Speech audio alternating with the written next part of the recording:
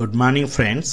So ఈరోజు మనము simple stage analysis use చేసి ఇండస్ఇండ్ బ్యాంక్లో రీసెంట్గా జరిగిన ప్రైస్ ఫాల్ నుంచి ఎలా తప్పించుకోవచ్చో మనం చూద్దాము. రీసెంట్గా చాలామంది మాట్లాడుతున్నారు ఇండస్ఇండ్ బ్యాంక్ గత 2-3 రోజులుగా నియర్లీ 30% ప్రైస్ డ్రాప్ వచ్చింది. సో బట్ నిజంగా మనము ఇండస్ఇండ్ బ్యాంక్లో ఇంతవరకు వెయిట్ చేసి ఉండొచ్చా లేదా అనేది మనం చూద్దాం. సో దానికోసం నేను ఇండస్ఇండ్ బ్యాంక్ చార్ట్ను ట్రేడింగ్ వ్యూలో ఓపెన్ చేస్తాను.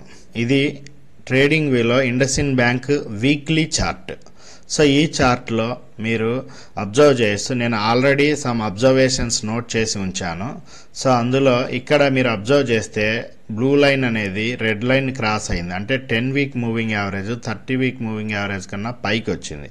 సో స్టాక్ స్టేజ్ 2కు ఎంటర్ అయ్యింది. ఇక్కడ మీరు పొజిషన్ తీసుకోవచ్చు ఇండస్ఇండ్ బ్యాంక్లో. బట్ ఇఫ్ స్లోలీ మీరు అబ్జర్వ్ చేస్తే ఇక్కడ జనవరి 2024లో హై వాల్యూమ్స్తో ప్రైస్ డ్రాప్ అయింది. 10 వీక్ మూవింగ్ యావరేజ్ కన్నా కిందికి స్టాక్ కిందికి వచ్చింది.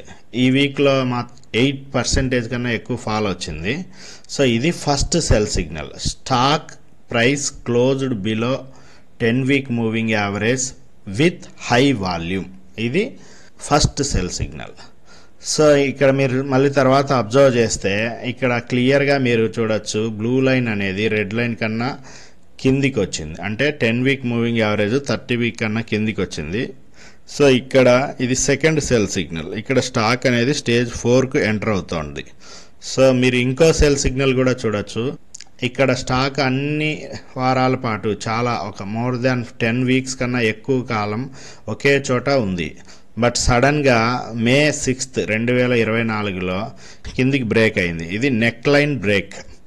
సో ఇక్కడన్నా మీరు సెల్ చేయాలి. ఇక్కడ ఇప్పటి వరకు మనం 3 సెల్ సిగ్నల్ చూసాము. ఇక్కడ సెల్ 1, సెల్ 2 అండ్ సెల్ 3. ఈ 3 సెల్ సిగ్నల్స్లో ఎక్కడో ఒక చోట మీరు రియాక్ట్ అయ్యి స్టాక్ నుంచి ఎగ్జిట్ అవ్వాలి. తర్వాత స్టాక్ బౌన్స్ అయింది. కానీ ఈ బౌన్స్ అనేది వెడ్జ్ ప్యాటర్న్స్తో అయింది. వెడ్జ్ ప్యాటర్న్ అనేది మోస్ట్లీ ఎప్పుడు సస్టైన్ అవ్వదు. సో తర్వాత స్టాక్ అనేది చూసారు కదా 1400 లెవెల్స్ నుంచి ఇప్పుడు ఆల్మోస్ట్ 600 లెవెల్స్కి వచ్చింది. మోర్ దాన్ 50% ఫాల్ అయింది. ఈ ఫాల్ అంతటిని మీరు సింపుల్ సెల్ రూల్స్ యూజ్ చేసి అవాయిడ్ చేయొచ్చు.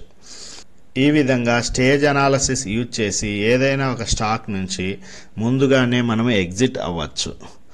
సో ఈ వీడియో మీకు ఉపయోగపడిందని అనుకుంటున్నాను. Thank you.